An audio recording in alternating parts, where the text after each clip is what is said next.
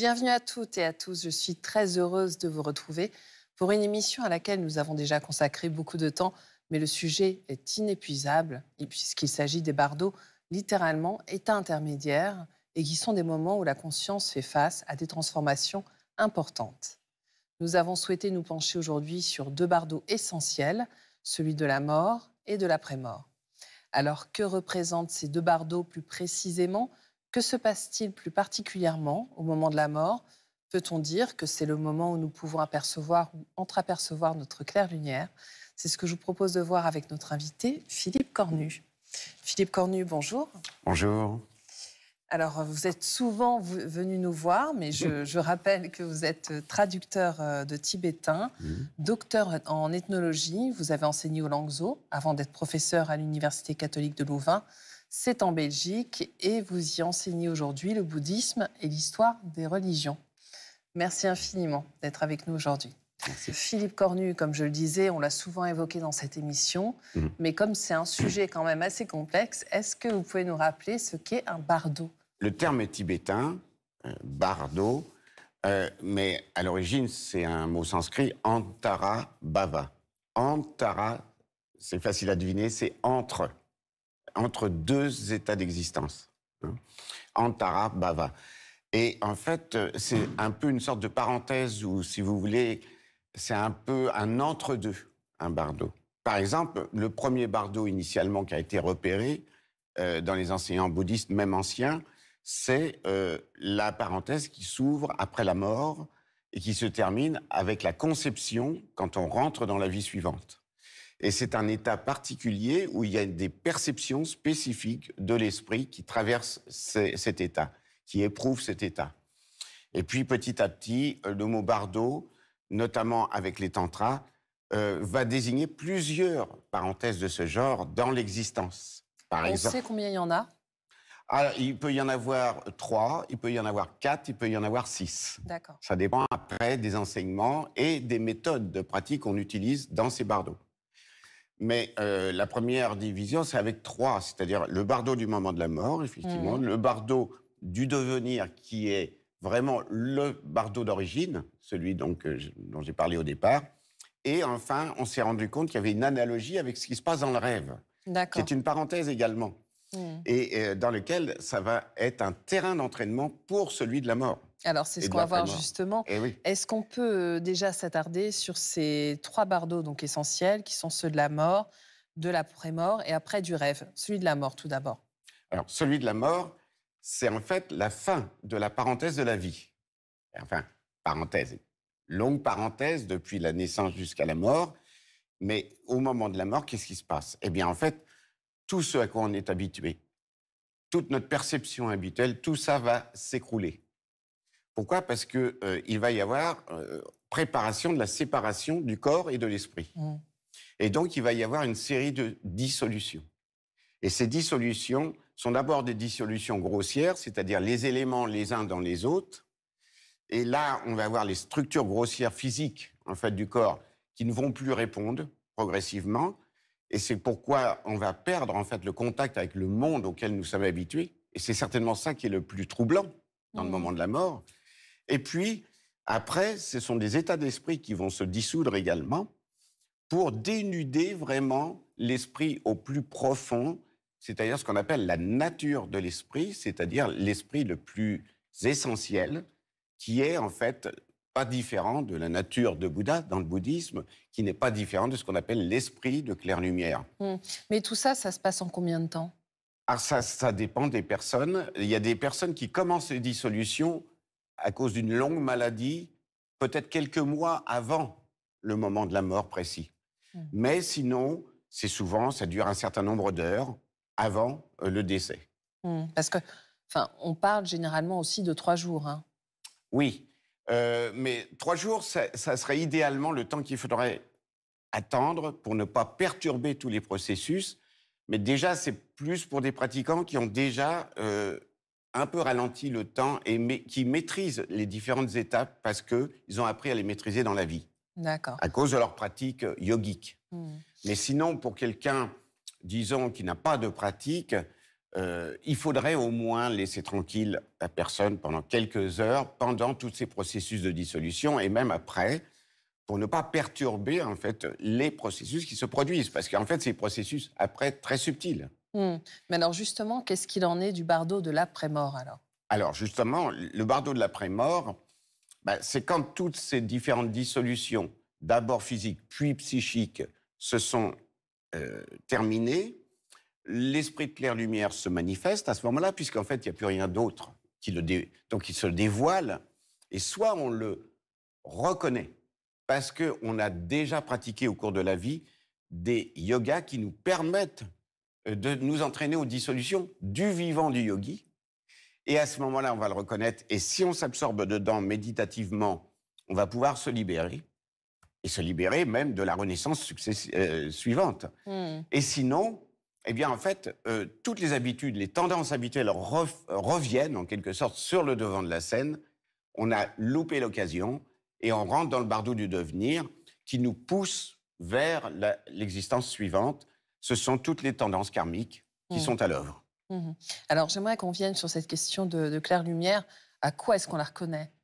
On la reconnaît quand on a reçu des transmissions qui nous permettent de savoir comment, dans la méditation, arriver vraiment au tréfonds de notre esprit.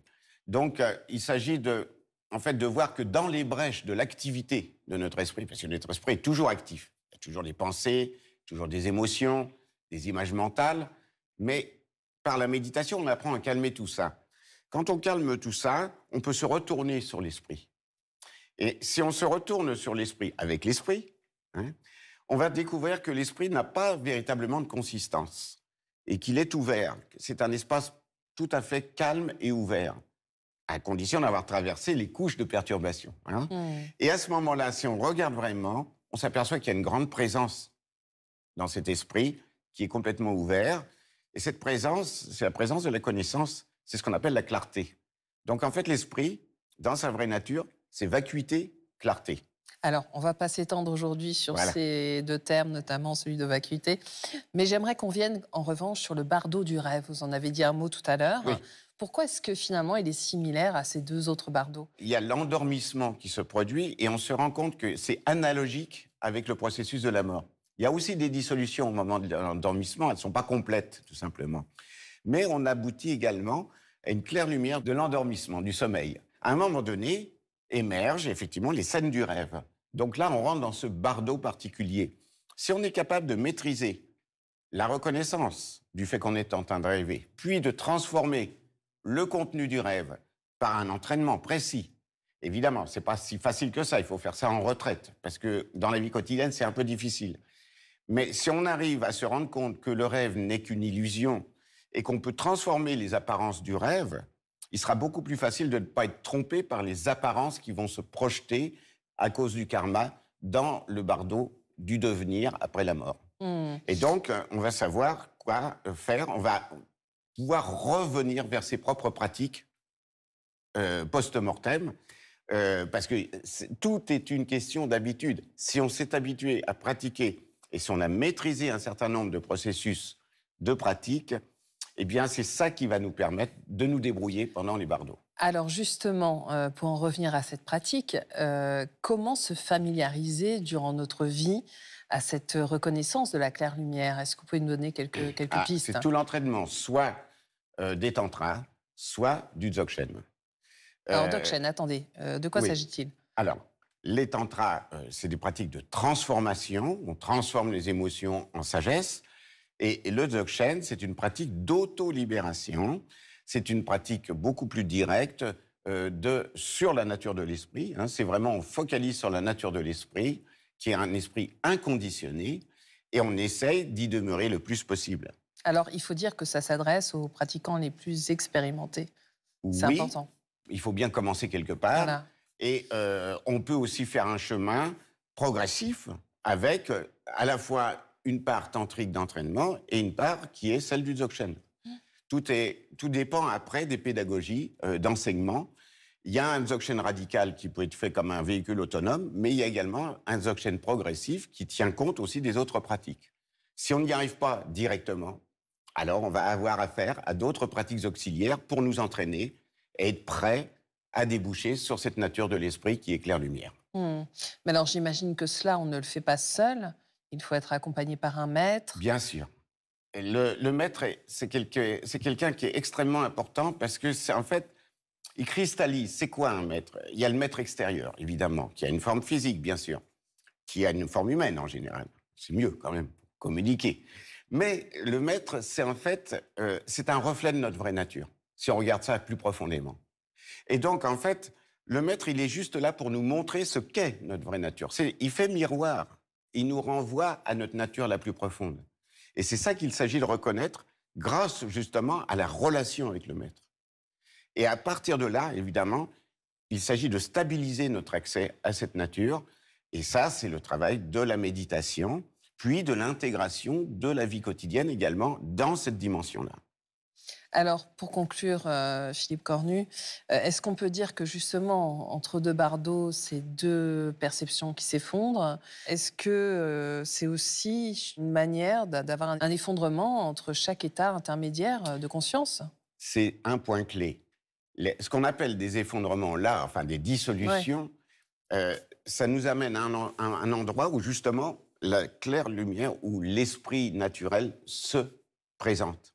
Si on sait le reconnaître, ça permet de dépasser tous les aspects turbulents de l'esprit et complètement confus.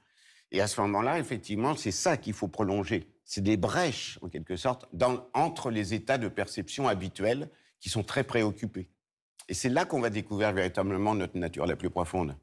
Parce qu'autrement, c'est tellement agité qu'on ne voit pas notre vraie nature. Elle est là, mais elle n'est pas accessible. Hmm. Donc finalement, tout est une question de calme mental et de discernement. De discernement après le calme mental, ce qui est très important, parce qu'il y a déjà effectivement la phase de calme mental, parce que sinon on ne peut rien faire si tout est agité, Ouais. tout est perturbé, mais c'est la clarté qui va compter et qui va permettre de reconnaître vraiment sa vraie nature.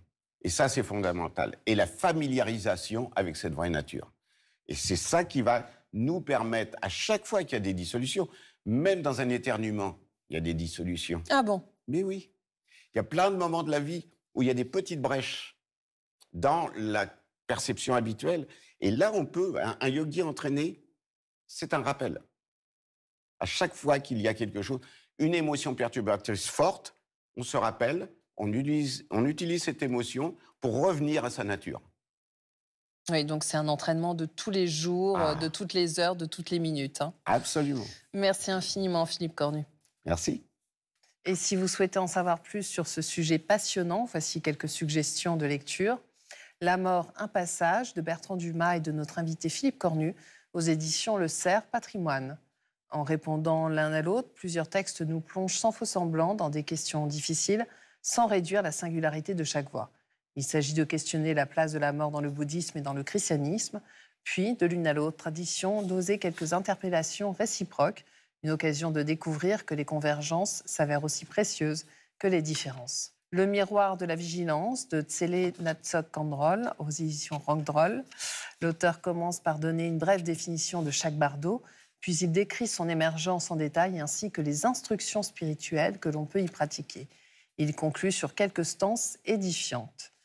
Et enfin, Bardo, les états intermédiaires de la vie et de la mort, de Longshenpa, aux éditions Rockdroll également. Le texte présenté ici constitue un exposé très détaillé sur les états intermédiaires, sans doute même le plus complet parmi tous les textes consacrés au bardo dans la littérature tibétaine. C'est la fin de notre émission. Vous pouvez la retrouver sur la plateforme France.tv. Je vous souhaite une très, très belle semaine.